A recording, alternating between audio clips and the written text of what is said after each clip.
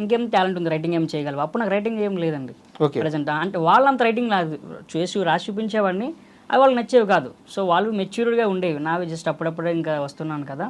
Starting అయితే morning అక్కడికి వెళ్తున్న బస్సు ఏదైతే ఉందో కనుక్కొని ఆ బస్సు ఎక్కేసి 10 గంటలకల్లా గేట్ దగ్గరికి వెళ్ళిపోయేవాడిని. ఎక్కడ నానక్రమ కూడా దగ్గర ఉన్నప్పుడు అక్కడ వెళ్ళిపోయి ఆ గేట్ బయట ఎవరైనా పిలుస్తారేమో అని చెప్పేసి అలాగ ఉంటూ మళ్ళీ మధ్యాహ్నం అయ్యేది. అక్కడ టీ షాప్ దగ్గర టీ తాగేసి మళ్ళీ సేమ్ అక్కడే మళ్ళీ ఈవినింగ్ 4 అయ్యేది. సరే ఒక టీ తాగదాం, దానికి ఏముందని అని చెప్పేసి మళ్ళీ అక్కడ టీ తాగి వాళ్ళు పిలిచే వరకు ఇలాగ 2 months ఇలాగే తిరిగాను.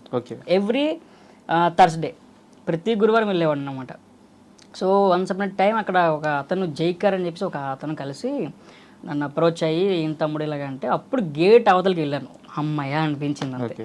ఆ తర్వాత ఎవరికి మన రాకెట్ రాఘవ్ గారికి పరిచయం చేశారు, ఇలా రైటర్ ఉన్నారని చెప్పేసి నా స్క్రిప్ట్స్ అన్ని రాసుకొని చూపించారు. అతనికి నచ్చాయి, ఇంకా బాగా రాయవు అంటే రాము అన్నకి చూపించారు. అభి అని వెళ్ళిపోయిన తర్వాత రాము అన్న లీడర్ అయిన, సో అతను కూడా చూపించారు. సో వాళ్ళకి ఒక 2-3 months దాకా కొంచెం అలా ఉన్నాను అనమాట రాస్తూ.